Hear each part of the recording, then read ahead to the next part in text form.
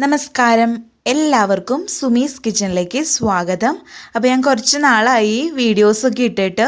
അപ്പോൾ ഇന്ന് ഞാൻ ഉണ്ടാക്കുന്നത് എഗ് നൂഡിൽസ് ആണ്. അപ്പോൾ റെസ്റ്റോറൻറ്റൊക്കെ കിട്ടുന്ന പോലത്തെ നല്ല പെർഫെക്റ്റ് ആയിട്ടുള്ള എഗ് നൂഡിൽസ് എങ്ങനെയാണ് നമുക്ക് വീട്ടിലുണ്ടാക്കുന്നതെന്ന് നോക്കാം.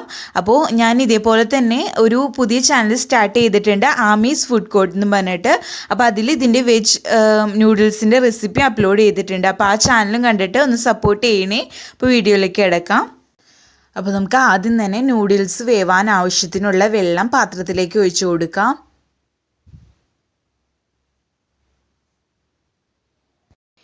ഇനി ഇതിലേക്ക് ആവശ്യത്തിനുള്ള ഉപ്പും കൂടി ചേർത്തിട്ട് നല്ലപോലെ ഇളക്കി കൊടുക്കാം.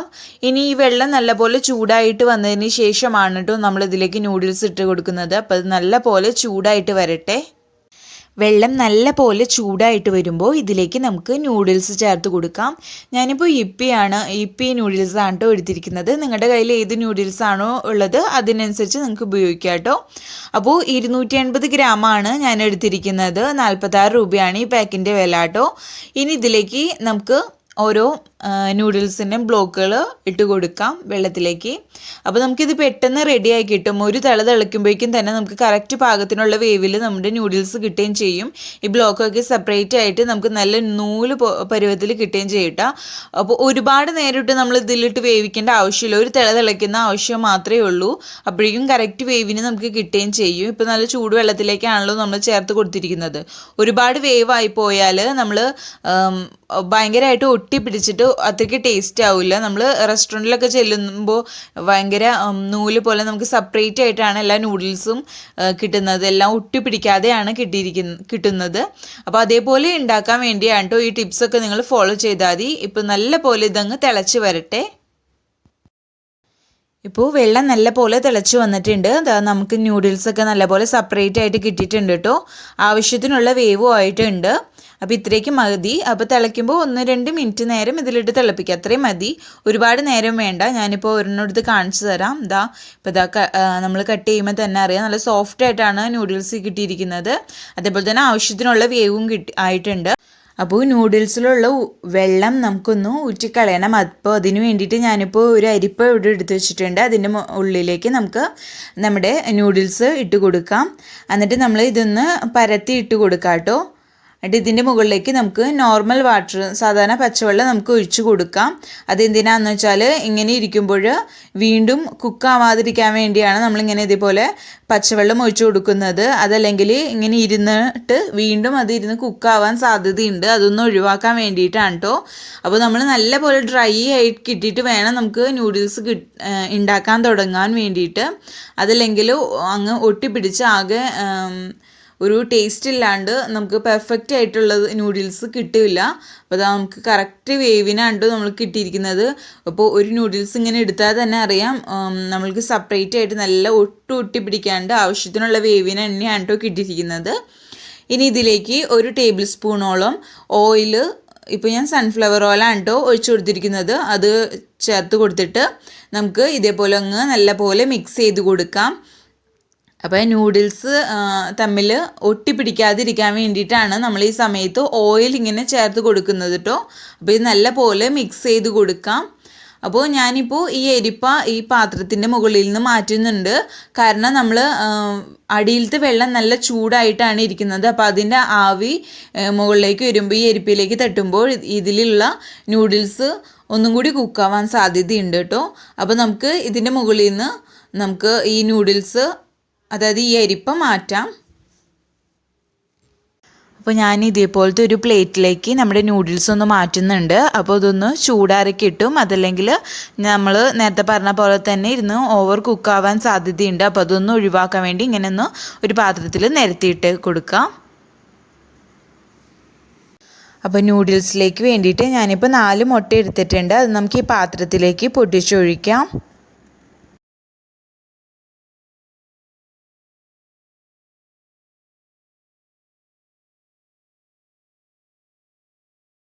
ഇനി ഇതിലേക്ക് ആവശ്യത്തിനുള്ള കുരുമുളക് പൊടി ചേർത്ത് കൊടുക്കാം. അതേപോലെ തന്നെ ആവശ്യത്തിനുള്ള ഉപ്പും കൂടി ചേർത്ത് കൊടുത്തിട്ട് ഇത് നല്ല പോലെ ബീറ്റ് ചെയ്തെടുക്കാം. ഇനി മുട്ട നമുക്ക് ഫ്രൈ ചെയ്യാൻ തുടങ്ങാം. അപ്പോൾ പാനിലേക്ക് നമുക്ക് ആവശ്യത്തിനുള്ള ഓയിൽ ഒഴിച്ച് കൊടുത്തിട്ട് ഒന്ന് ചുറ്റിച്ച് കൊടുക്കാം. ഇനി ഇതിലേക്ക് നമ്മൾ നേരത്തെ ബീറ്റ് ചെയ്ത് വെച്ചിരുന്ന മുട്ടയുണ്ടല്ലോ അത് ഇതിലേക്ക് ചേർത്ത് കൊടുത്തിട്ട് നമ്മൾ നല്ല പോലെ ഇതങ്ങ് ഫ്രൈ ചെയ്തെടുക്കണം. എഗ്ഗ് നല്ല നമ്മൾ ചിക്കി പൊരിക്കുന്ന പോലെ നല്ല പോലെ ഫ്രൈ ചെയ്തെടുക്കാം. മുട്ട നല്ല പോലെ ഫ്രൈ ചെയ്തെടുത്തിട്ടുണ്ട്. ഇനി നമുക്കിത് മാറ്റി വയ്ക്കാം. നൂഡിൽസ് റെഡിയാക്കാൻ തുടങ്ങാം. അപ്പോൾ പാത്രത്തിലേക്ക് ആവശ്യത്തിനുള്ള ഓയിൽ ചേർത്ത് കൊടുക്കാം. ഏകദേശം ഒരു 3 ടേബിൾ സ്പൂണോളം സൺഫ്ലവർ ഓയിൽ ഇതിലേക്ക് ചേർത്ത് കൊടുത്തിട്ടുണ്ട്. ഓയിൽ ചെറുതായിട്ട് ചൂടായിട്ട് വരുമ്പോൾ ഇതിലേക്ക് ഒരു 1/2 ടീസ്പൂണോളം വളരെ കനം കുറച്ച് അരിഞ്ഞ വെളുത്തുള്ളി ചേർത്ത് കൊടുക്കാം. അതേപോലെ തന്നെ വളരെ കനം കുറച്ച് ചെറുതായിട്ട് അരിഞ്ഞ അര ടീസ്പൂണോളം തന്നെ ഇഞ്ചിയും ഇതിലേക്ക് ചേർത്ത് കൊടുക്കാം കേട്ടോ. അപ്പോൾ ഈ സമയത്ത് തീ വളരെ കുറച്ചിടാൻ ശ്രദ്ധിക്കുക, അതല്ലെങ്കിൽ ചിലപ്പോൾ ഇടുന്ന വഴിക്ക് അങ്ങ് കരിഞ്ഞു പോകാൻ സാധ്യതയുണ്ട്. ഇനി ഇതിലേക്ക് എരിവിന് വേണ്ടിയിട്ട് ഞാനിപ്പോൾ ഒരു 2 ചെറിയ പച്ചമുളക് കനം കുറച്ചിട്ട് വട്ടത്തിൽ അരിഞ്ഞിട്ട് ചേർത്ത് കൊടുത്തിട്ടുണ്ട്. അപ്പോൾ എരിവിനനുസരിച്ച് നിങ്ങൾക്ക് അത് ചേർത്ത് കൊടുക്കാം കേട്ടോ. അതേപോലെ തന്നെ ഒരു ചെറിയ സവോള ചെറുതായിട്ട് അരിഞ്ഞതും ഇപ്പോൾ ചേർത്ത് കൊടുത്തിട്ടുണ്ട്. ഇനി ഈ ഓയിലിട്ടിട്ട് നമ്മൾ നല്ല പോലെ ഇതങ്ങ് വാട്ടിയെടുക്കാം. സവാളയൊക്കെ നല്ലപോലെ വാടി വരുമ്പോൾ ഇതിലേക്ക് നമുക്ക് വെജിറ്റബിൾസ് ഒക്കെ ചേർത്ത് കൊടുക്കാം. അപ്പോൾ ഞാനിപ്പോൾ ഒരു 1/4 കപ്പോളം വളരെ നീളത്തിൽ കനം കുറച്ചരിഞ്ഞ ക്യാരറ്റ് എടുത്തിട്ടുണ്ട്. അത് ഇതിലേക്ക് ചേർത്ത് കൊടുക്കാം. അപ്പോൾ നിങ്ങൾക്ക് ഇഷ്ടമുള്ള വെജിറ്റബിൾസൊക്കെ ഇതിലേക്ക് ചേർത്ത് കൊടുക്കാം കേട്ടോ ഈ സമയത്ത്. അതേപോലെ തന്നെ വളരെ കനം കുറച്ചരിഞ്ഞ ഒരു 1/4 കപ്പോളം തന്നെ ബീൻസും ഇതിലേക്ക് ചേർത്ത് കൊടുത്തിട്ടുണ്ട്. അതേപോലെ തന്നെ ക്യാബേജും കനം കുറച്ചരിഞ്ഞത് ഒരു 1/4 കപ്പോളം ഇതിലേക്ക് ചേർത്ത് കൊടുത്തിട്ടുണ്ട്. എന്നിട്ട് നമ്മൾ ഇത് ഒരു 2-3 മിനിറ്റ് നേരത്തേക്ക് ഇതിലിട്ടിട്ട് നല്ലപോലെ വാട്ടിയെടുക്കാം. അപ്പോൾ നമ്മുടെ വെജിറ്റബിൾസൊക്കെ ഒന്ന് വാടി വരുമ്പോൾ ഇതിലേക്ക് ഞാനിപ്പോൾ 1 ടീസ്പൂണോളം സ്പ്രിംഗ് ഓണിയൻ ചേർത്ത് കൊടുത്തിട്ടുണ്ട്. അതേപോലെ തന്നെ കുറച്ച് സെല്ലറിയും കൂടി ഞാൻ ഈ സമയത്ത് ചേർത്ത് കൊടുക്കുന്നുണ്ട് കേട്ടോ. നിങ്ങളുടെ അടുത്ത് സെല്ലറി ഇല്ലെങ്കിൽ അത് ഒഴിവാക്കാം. അപ്പോൾ അതേപോലെ തന്നെ ഞാനിപ്പോൾ ഇതിലേക്ക് ഒരു 1/2 ടീസ്പൂണോളം വൈറ്റ് വിനീഗർ ചേർത്ത് കൊടുക്കുന്നുണ്ട്. അപ്പോൾ അതൊരു ചെറിയൊരു പുളിപ്പിനാണ്, അധികം കൂടി പോകണ്ട. എന്നിട്ട് അതൊന്ന് മിക്സാക്കി കൊടുക്കാം കേട്ടോ.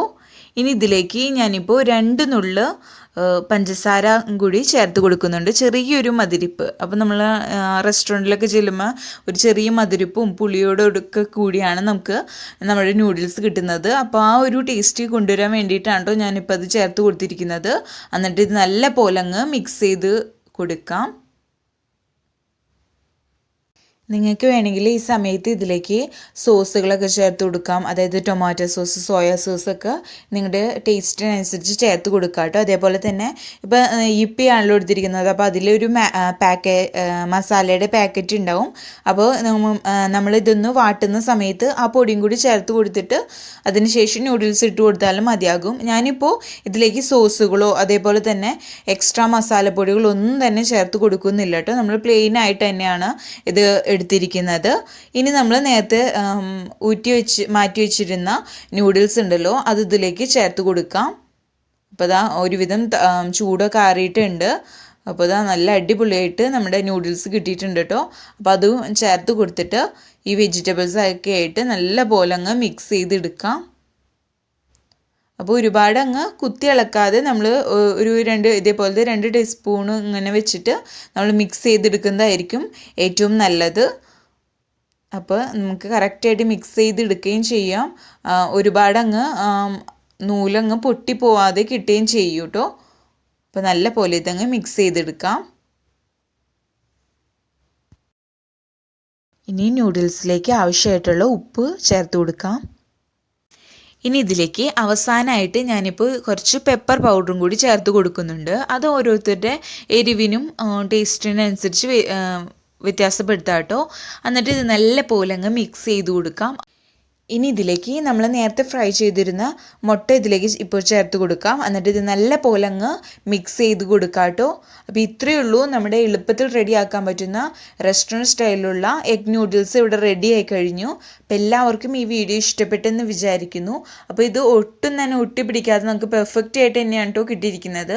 അപ്പോൾ ഞാൻ പറഞ്ഞ ടിപ്സൊക്കെ ഒന്ന് ഫോളോ ചെയ്തിട്ട് ഉണ്ടാക്കുകയാണെങ്കിൽ നമുക്ക് റെസ്റ്റോറൻറ്റിൽ കിട്ടുന്ന പോലത്തെ തന്നെ പെർഫെക്റ്റ് ആയിട്ടുള്ള നൂഡിൽസ് ഈസി ആയിട്ട് നമുക്ക് വീട്ടിൽ ഉണ്ടാക്കാൻ പറ്റും. പറ്റും. അപ്പോൾ കുഞ്ഞുങ്ങൾക്കായാലും നമുക്ക് വിശ്വസിച്ച് ഉണ്ടാക്കി കൊടുക്കാനും പറ്റും. അപ്പോൾ എല്ലാവർക്കും ഈ വീഡിയോ ഇഷ്ടപ്പെട്ടെന്ന് വിചാരിക്കുന്നു. അപ്പോൾ എല്ലാവരും ഇതൊന്ന് ട്രൈ ചെയ്ത് നോക്കുക. എന്നിട്ട് നിങ്ങളുടെ അഭിപ്രായങ്ങളൊക്കെ താഴെ കമൻറ്റ് ബോക്സിൽ അറിയിക്കുക. അപ്പോൾ അതേപോലെ തന്നെ ആദ്യമായിട്ടാണ് വീഡിയോ കാണുന്നവരാണെങ്കിൽ ചാനൽ ഒന്ന് സബ്സ്ക്രൈബ് ചെയ്യാൻ മറക്കല്ലേ. അപ്പോൾ അടുത്ത അടിപൊളി വീഡിയോ ആയിട്ട് വരുന്നവരേക്കും ബൈ. താങ്ക്